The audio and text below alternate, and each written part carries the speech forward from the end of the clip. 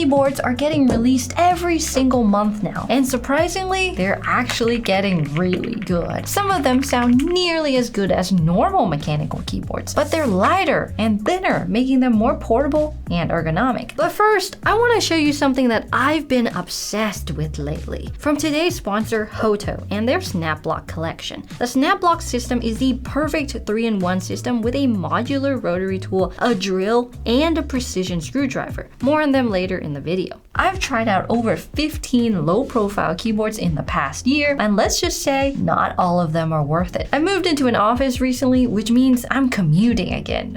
Nothing like losing 40 minutes of my life every day just to sit in a different chair. But that also means carrying around a backpack with my laptop in it, and suddenly I'm judging every keyboard by one brutal standard. Will this give me back pain? Because I get it already. But which one will make the cut for my everyday carry bag, and which ones will get returned? And which ones are actually worth your time? So these are the best low-profile keyboards of 2025. Now, before we get into the best picks, there's one mistake you don't want to make. Buying an outdated low-profile keyboard just because you've seen it recommended a million times. That's like thinking Windows Vista is still the best. But here's the thing. It never was. Boards like the Nuvie Air series, the Keychron low profile line, or even the low-free Flow 84 were great when they launched, but the market has caught up, and in many cases, it's blown past them. And that leads me to the next keyboard, which had a surprisingly good typing experience. When I reviewed this recently, I seriously thought this would be one of the best keyboards of the year. If you're planning on going with Mac, then this is the keyboard to consider. The Melgeek O2. It has a Mac aesthetic that's all white and is a Mac first keyboard rather than being a Windows keyboard that also happens to work on Mac. It's also 75%, which makes it compact, and it fits perfectly into my backpack. There's no shine through keycaps, but because the keycaps are so high contrast, using it at night isn't too bad. This keyboard also lacks onboard dongle storage, so you'd be stuck with using your Bluetooth or leaving your 2.4G plugged into your laptop or your hub. It's very similar to the MX Mac Mini, but the sound is so much better. It has a distinct thought with a satisfying bottom mount rather than a rattly, stiff experience. And this is bouncy and gasket mounted that softens every key press. After using this for a couple weeks, this keyboard likes to accumulate fingerprints all on the case, and it gets marks easily on the keycaps, which ruins the clean aesthetic. The battery life is almost on par with the Mac Mini, lasting you 6 months if you turn off the ambient side lights and the backlight as well. A big downside to this keyboard is it is a little more expensive at $129, but right now you can get $20 off during a special sale on their website. It also doesn't have really intuitive software, and you have to download it onto your PC if you want to use it. And worst of all, you can't take apart the keyboard without breaking it. I guess it doesn't care about repairability at all, just like Apple, so they're meant for each other. And that might be a deal breaker for me. So we need to find a better option. One that sounds good, is portable, and is repairable. So there is one more keyboard that has really blown me away in this low profile category that would be dumb to not include it. It's super lightweight, it's super portable, and it has a full plastic case. And it's a keyboard that's really changed my mind on how good low profiles could even be. And this is the low-free Flow Lite. Don't mistake that for its heavier full aluminum older brother, the Flow 84 or the Flow 100. This is the Flow Lite in the 100 key profile. The Flow Lite is a mix of thocky and creamy, and it's affordable at $110 for the 75 version, and there's also this version for $120 if you wanted a number pad. Now it does have a small 0, so you have to do some awkward thumb contortion to do data entry without errors. And while I love the scroll wheel on the top right, I hate that they added the extra forehead, which makes it unnecessarily bigger. Like the O2, it has proprietary software that you need to download instead of more universal browser-based software like VIA that's open source and easy to use. But despite being one of the best portable options, it's still not the thinnest that you could go. But quick note, if you're one of those people that love full-size keyboards and you need a number pad, like a real number pad, not the ones with the small zeros that make you do this, then your options are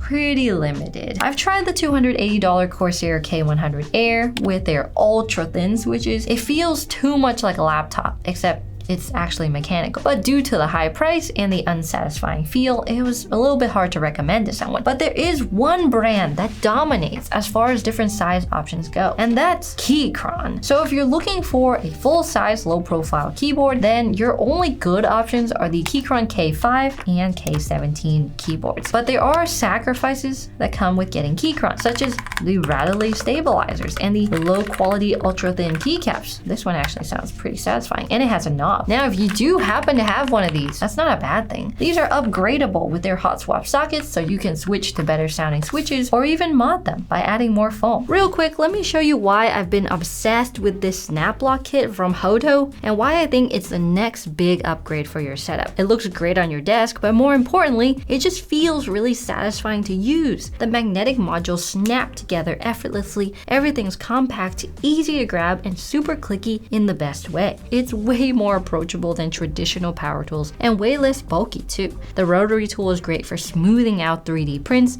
the drill is easy to use, and I was blown away by the amount of torque on the precision screwdriver. It really saves the wrist when modding and building keyboards. Check out the snap lock kit from Hoto, use my code to get 15% off with a special discount link below, and upgrade your workspace with tools that actually make you want to use them. Now, if you're looking for something ultra portable to use with a tablet, or you don't really care how your keyboard sounds, then this next option might be best. Instead of weighing more by using mechanical switches, you can opt for a thin membrane keyboard instead. Now, I know how crazy this sounds. They're not mechanical switches. What are you talking about? But as I've gotten older, I've seen the error of my ways, and membrane does have a place in the world. I mean, so does instant noodles. I'm not proud of it, but I'll still eat it. Don't eat keyboards, eat food. But membrane keyboards are ultra thin and lightweight, as well as affordable compared to their mechanical counterparts. If this is something you're okay with, then Keychron has some pretty good ones with the B1 and B6 Pro keyboards. This is the B1. It's a little smaller. They're ultra slim. They're all white, which makes it pretty aesthetic for your setup, but keep in mind they don't sound or feel too satisfying to use. But the most important part is that they're super lightweight, and they have a 2.4G connection as well as Bluetooth. And compared to keyboards like the MX Keys, these are half of the price at $40 instead of $100.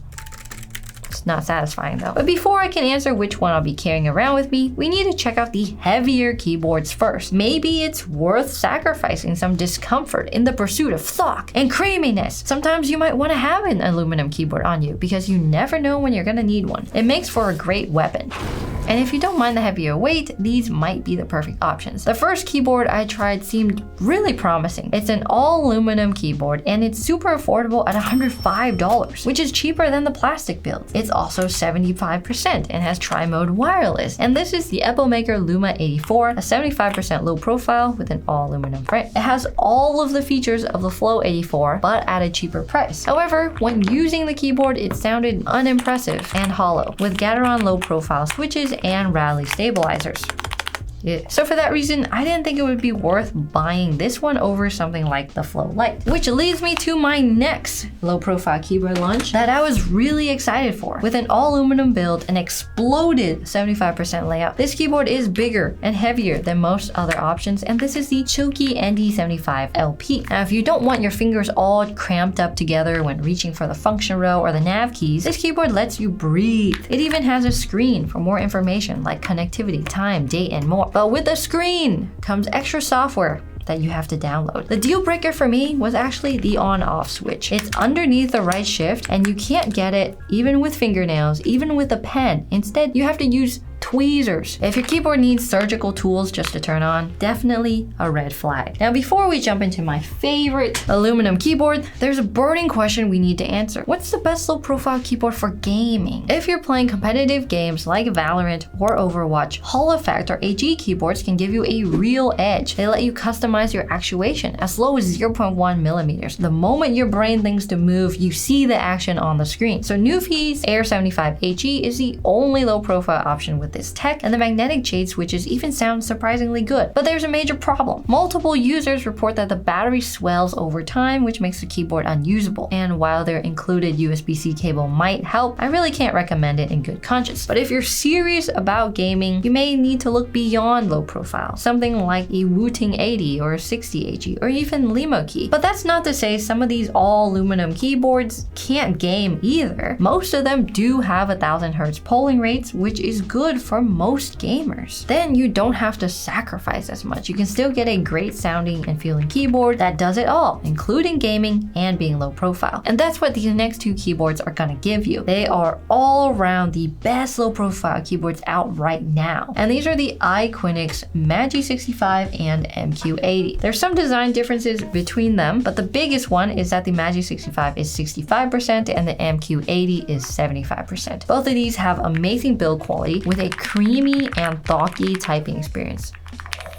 So nice. The keycaps are PBT, they're high quality with lube stabilizers. The biggest downside is that they have their on-off switch underneath caps lock, and there's no toggle switches at all. So everything is done via key combinations. But after your initial setup, you wouldn't have to mess with it again. But if you can get over that, what you do get is a bouncy typing feel due to the Legasket mount, which gives you an even typing feel no matter where you press. They both have tri-mode wireless, as do most of the keyboards on this list, and the gold-red switches in both keyboards are lightweight with a smooth and creamy bottom mount. Very satisfying. They both have VIA, which lets you remap keys and set macros easily with one click without downloading software. So if I had to pick a low profile to use at my desk, it would be the MQ80. A great size, feel, and sound. But honestly, since I'm pretty practical, a keyboard as heavy as this is gonna give me back pain, and that's not what I want. So the one that hits the perfect middle ground between portability and typing is the Melgeek O2. It's what I'm bringing every day. Thanks for watching, and if you're looking to upgrade your desk setup, check out this video here.